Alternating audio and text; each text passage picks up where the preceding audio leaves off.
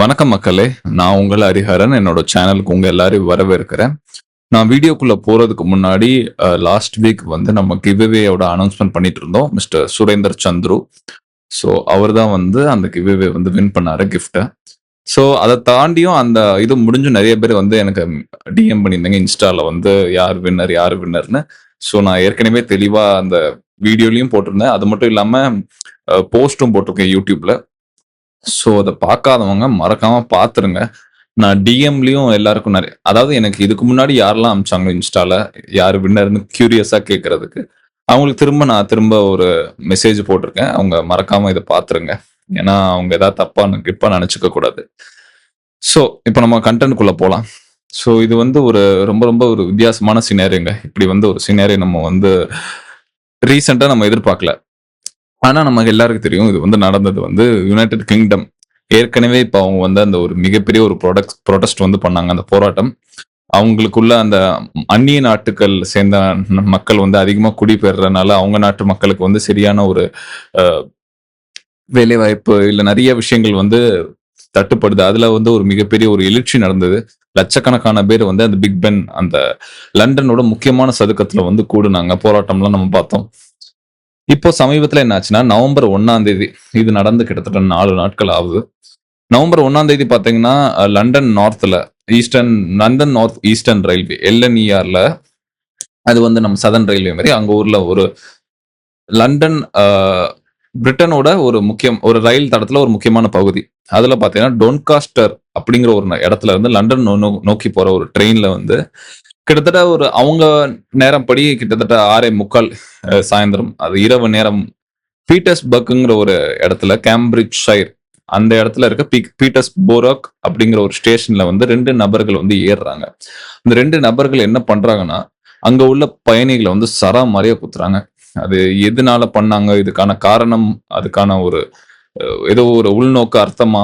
இல்ல அவங்க மது அருந்தியிருந்தாங்களா? அதெல்லாம் எந்த ஒரு விஷயமும் தெரியல. ஆனா ஒரு பயங்கரமான அ ஒரு காட்டுமிராண்டித்தனமான ஒரு தாக்குதல் நடத்துனாங்க. அங்க இருந்த ஒரு பொதுமக்கள் மேல. இத அந்த இடத்துல பார்த்த ஒரு சாட்சி வந்து பின்னாடி வந்து சொன்னாரு. ஸோ அவங்க வந்து அதாவது ட்ரெயினோட பின்பாக்கத்த நோக்கி ஓடி போனதாகவும், அதே மாதிரி வழியில இருந்த நெறைய பேர குத்துனதாவும், கத்தி குத்துனதாவும் அவரு வந்து சொன்னாரு. அதுக்கப்புறம் வந்து பிஎம்டி அவங்களோட பிரிட்டிஷோட காவல்துறைக்கு வந்து இந்த தகவல் போகுது. கரெக்ட்டா 10வது நிமிடத்துல வந்து ஹட்டிங்டன் ஒரு ரயில்வே நிலையத்துல வந்து 10 நிமிஷம் நிக்குது. அதுக்கப்புறம் தான் மத்த முன்னாடியில இருக்க மத்த கோச்சஸ்ல இருக்க பயணிகளுக்கு வந்து தெரியுது. இது ஏன் இவ்வளோ நாளா ஏன்னா ரொம்ப நேரம் அந்த இடத்துல நிக்காது. கிட்டத்தட்ட பார்த்தீங்கன்னா, அங்க வந்து நெறைய காவல்துறையினர் வந்து குவியப்பட்டாங்க. அதுக்கப்புறம் இல்லாம அந்த சஸ்பெக்ட் அது பண்ணது வந்து 2 பேரு. அந்த 2 பேரையும் வந்து அவங்க அரெஸ்ட் பண்ணிட்டாங்க உடனே. அது மட்டும் இல்லாம நெறைய பேருக்கு வந்து முக்கியமா 2 பேருக்கு ரொம்ப மோசமான வந்து ஒரு காயங்கள் இருந்தது. அதே மாரி ஜோனத்தன் கோஷர் இந்த மாரி நெறைய நபர்கள் 22 வயசு அவர் தந்தையார் கூட இருக்கும்போது வந்து ஒரு பயங்கரமான ஒரு தாக்குதலுக்கு உள்ளானாரு. ஸோ இதுல பிடிப்பட்ட நபர், அவரு பேர் என்னன்னா, 32 வயசு மிக்க நபர். இவரு பேரு அந்தோனி வில்லியம்ஸ். அவரு வந்து பீட்டர் பொராக் அந்த ரயில் நிலையத்துல வந்து அரெஸ்ட் பண்ண போறாரு. அப்புறம் இன்னொன்னு வந்து பாத்தீங்கன்னா, 35 வயது மிக்க இன்னொரு நபர். இப்போதைக்கு காவல்துறை என்ன சொல்றாங்கன்னா, இது வந்து எந்த ஒரு அ டெரரிஸ்டோயோ இல்ல எந்த ஒரு தீவிரவாத செயலோ இது மாரி தெரியல. இவங்க வந்து ஏதோ ஒரு இயக்கத்த சேர்ந்தவங்களும் மாரி தெரியல. இல்ல ஏதாவது சில பேரு அவங்களோட அந்த ஒரு ஸ்டைல வந்து விட்டு போறதுக்காக இதெல்லாம் பண்ணுவாங்க. பட் இவங்க அப்படி இல்ல. அது மட்டும் இல்லாம இவங்க எடுத்த நடவடிக்கை, துரிதமான நடவடிக்கை கிட்டத்தட்ட 7:39 ஜிஎம்டி அவங்களோட நேரப்படி 999 அவங்களுக்கு வந்து எமர்ஜென்சி கால் 999 எப்படி 91 ஐ திங்க் அமெரிக்கால இருக்கிறது வந்து 911 நெனைக்கிறேன். அவங்கள எப்படியோ நமக்கு எப்படி 100 அந்த மாதிரி வந்து இவங்களுக்கு 999 அந்த காலுக்கு வந்த உடனே போலீஸ் வந்து அங்க 8 நிமிஷத்துல அங்க இருந்திருக்காங்க. அடுத்த ரயில் நிலையத்துல. அதுவும் இல்லாம சிசிடிவி எல்லாத்தையும் வந்து அவங்க கண்காணிச்சு ரொம்ப துரிதமா வந்து வேலை பார்த்துருக்காங்க. நம்ம எல்லாருக்கும் தெரியும் உலகத்திலே தலை சிறந்த போலீஸ் வந்து ஸ்காட்லாந்து. ஸ்காட்லாந்து என்னதான் யூகேல இருந்தாலும் அந்த ஒட்டுமொத்த அந்த ரீஜியனே வச்சுக்கலாம். ஸோ அவங்களோட அந்த சிறப்பான விஷயங்கள் நம்ம வந்து இதுல பார்த்திருக்கோம். ஸோ இதுக்கான காரணங்கள் என்ன? நம்ம இப்போ வந்து நம்மளோட அனுமானங்களுக்கு வரலாம். தவறில்ல. ஏன் இந்த மாரி நடந்திருக்கு? இதுக்கான காரணம் என்னவா இருக்கும்? மோஸ்ட்லி பார்த்தீங்கன்னா வந்து, என்ன கேட்ட வரைக்கும் இதுக்கான ஏதாவது ஒரு நேஷனல் த்ரெட் அவங்க நாட்டுக்கு இருக்குமான்னா, இல்லன்னு தான் நான் சொல்லுவேன்.